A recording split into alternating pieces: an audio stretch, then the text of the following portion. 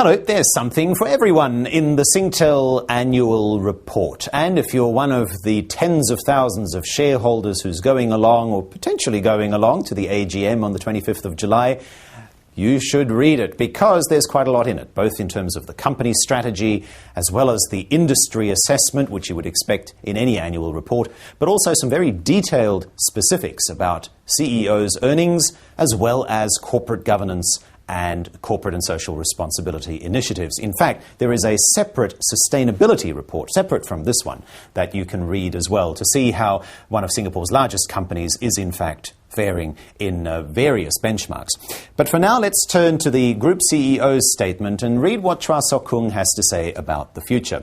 The problem, as she says and has said in previous annual reports, is not that people don't want to use their mobile phones. The problem is that they want to use their mobile phones so much that SingTel needs to find a way to monetize that, both in terms of the infrastructure that it provides to allow you, for example, to surf online or read emails or do all the other things that you do using your smartphone, but also to take advantage of those digital trends itself, not just provide the network, but actually provide the other services that add value to the network. So those two messages really permeate the entire report. How is SingTel, transforming itself from being, quote unquote, just a telco providing the network in order to fully maximize the internet age that we all live in? There are some specific comments in the annual report too, which will interest investors specifically. For example, the commentary in relation to capital expenditure. So having already mentioned that a lot depends on SingTel being able to monetize its network, it obviously also needs to continue to invest in that network. And it has. Chua Sok Kung saying that across Singapore and Australia, the two main operating markets, SingTel has invested 2.1 billion Sing dollars in 2014 and expects to spend around 2.3 billion in the next financial year, presumably the one that we're already in. So more investments in infrastructure on the way. So that need to keep transforming and continue to make more money off people using their networks to surf the internet is obviously increasing. There's also some very interesting commentary about the so-called OTT providers. OTT stands for over the top and refers to companies that market, for example, various television channels using infrastructure that rides on the SingTel network. For example, SingTel Mio is its own pay TV system, but there are other companies that can provide services like SingTel Mio that use SingTel's network to transmit those movies. So in theory, they are a competitor to SingTel, but SingTel is saying that they're looking to partner them. In essence, SingTel says that they're exploring various business models that will bring benefits both to the OTT providers as well as their end customers. That's fairly vague, but it obviously shows that there is some effort at cooperation going on.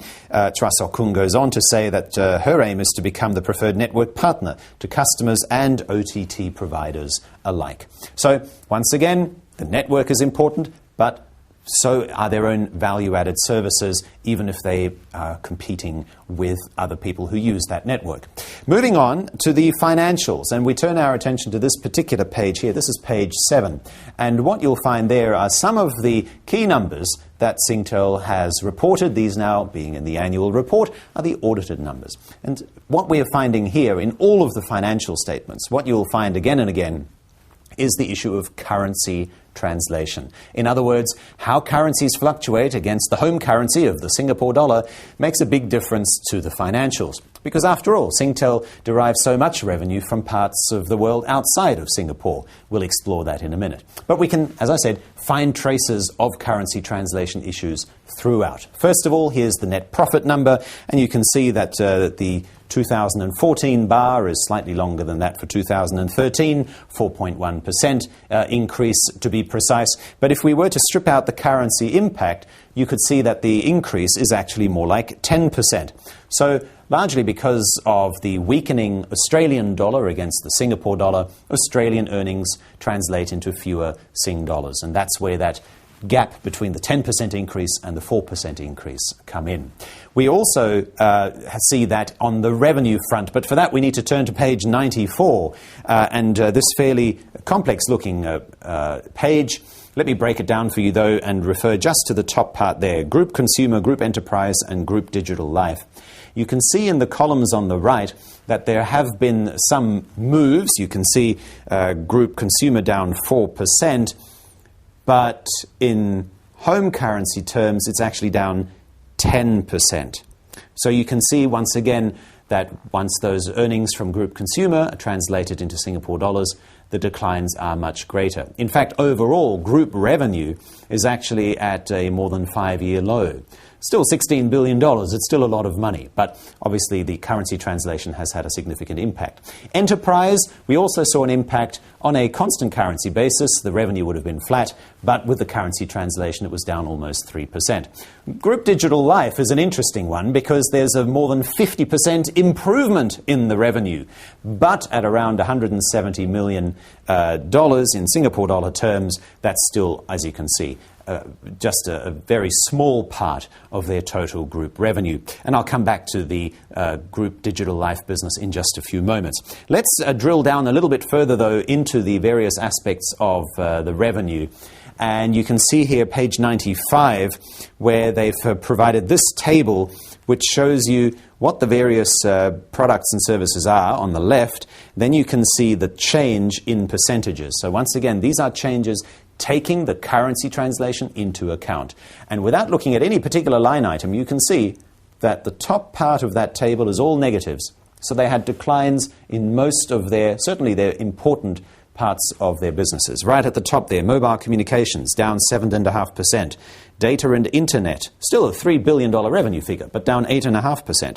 Next, we had managed services, down 2.5%. National telephone, still $1 billion business, but down 13%. And their sale of equipment, still $1 billion business, but down 16%. So you can see that's quite clear as to, one, that not all parts of the business are doing well, mobile in Australia in particular, but two, once again, the currency impact. There is 2 line items here I want to drill down further into. One of them is managed services, worth $1.7 billion almost, and business solutions, worth around $600 million. The additional commentary from the annual report says that the order book for both managed services and business solutions remains strong at $2.1 billion at the end of March. That certainly sounds like a lot. It is almost, not quite, but almost the entire figure from last year.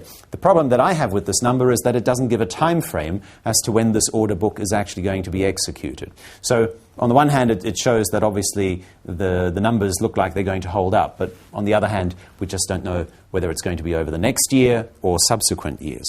On to Group Digital Life. And there's a substantial part of the annual report devoted to it, possibly because this part of the business gets the most questions.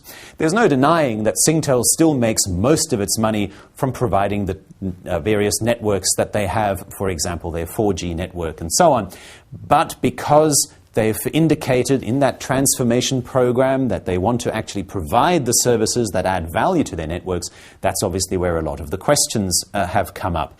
SingTel's committed itself to investing $2 billion in various technology companies that might help it get there, although Chua Sok Kung points out in her statement that with valuations currently being very high, perhaps they'll be particularly prudent not to be paying too much for some of those investments.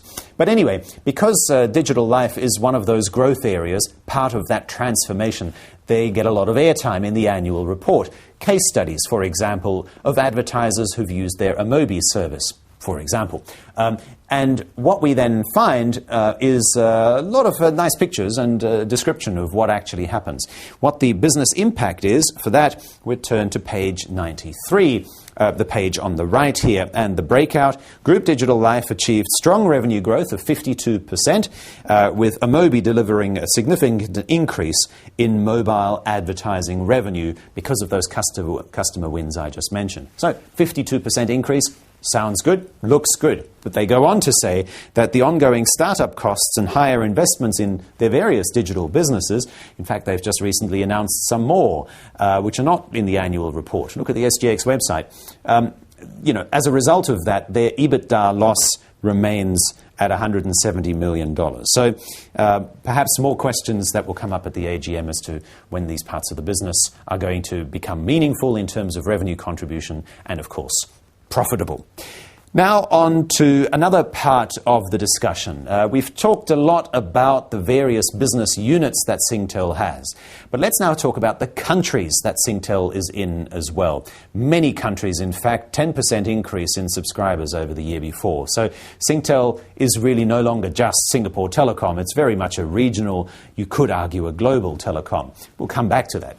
But for now, let's take a look at page 89, where we can see the income statement. And there you can see group operating revenue down from 2013, where we see SingTel growing a little bit, but Australia's Optus coming down quite markedly from more than 11 billion to less than 10 billion. In Australian dollar terms, that difference is actually much narrower. Once again, currency translation is the problem for them here. On an EBITDA basis, though, in terms of profitability, this is also where it gets really interesting because, as you can see, SingTel increased profitability, Optus just a slight decrease in profitability. But here, the currency translation also masks certain cost efficiencies. And what we can actually see that in Australian dollar terms, Optus actually improved its profitability. So once again, that improvement was then negated by the currency translation. But Optus did make significant cost savings, which, as you can see, flowed through to the bottom line. The pie chart on this page shows you exactly where the earnings are coming from. That red part is less than 1/4, 24% to be precise. That's Singapore, just that red part. The grey part here from, you could say, 3 to 7 p.m., that is about a 30% contribution, and that's from Australia. The other 45% are the regional associates, their stake in AIS in Thailand, which switched on its 4G network last year, Telkomsel in Indonesia, and Bharti Airtel in India. And so you can see what importance the regional associates now make. Once again, currency translation will factor in. But, you know, on the one hand, SingTel can't grow regionally without, on the other, incurring some currency risk. That's quite obvious, as you would expect. And so when we look at the commentary, the associates' pre-tax contributions would have grown 13% if not for the currency translation. With that incorporated, it was a 4.5% growth. But that's a $2.2 billion contribution that SingTel wouldn't have if they didn't, venture out into the region. Mobile data was in particular a contributor, earnings growth there led by Airtel India. On to the cash flow statement, which is always of interest as well, because cash is fact. You can't argue with cash, and here's the free cash flow numbers. Group free cash flow down on last year. Singapore, one of those declining, as did Optus. But the associates' dividends actually returned to more than $1 billion. They took a breather last year. In prior years, they contributed more than $1 billion. They're back at $1 billion now. And the cash flow obviously is of interest to the various investors in SingTel all around the world, because arguably, they're looking to get that cash paid out to them. And this is how much cash they paid out. You can see here, a shareholder payout, $2.7 billion in 2014, same as the previous year, and ever increasing in years in the past. One more thing to point out, and that is some of the directors' remuneration. And here's a page in particular, page 67, devoted to how the Group Chief Executive Chua Sok Kung is remunerated. And you can see it broken out down to the last dollar. And while, if you're particularly interested in that, you'll want to pay particular attention to that page. But really what that highlights is just how transparent SingTel is about these things. And unlike other companies that we see on the Singapore market, which just report in ranges, in bands, SingTel actually spells it out right down to the last dollar. Whereas there's also some commentary about the directors on this page, page 63, where they propose that the chairman will receive an all-inclusive fee of $960,000 plus car-related benefits, and will not receive any other payments for attending board meetings and so on.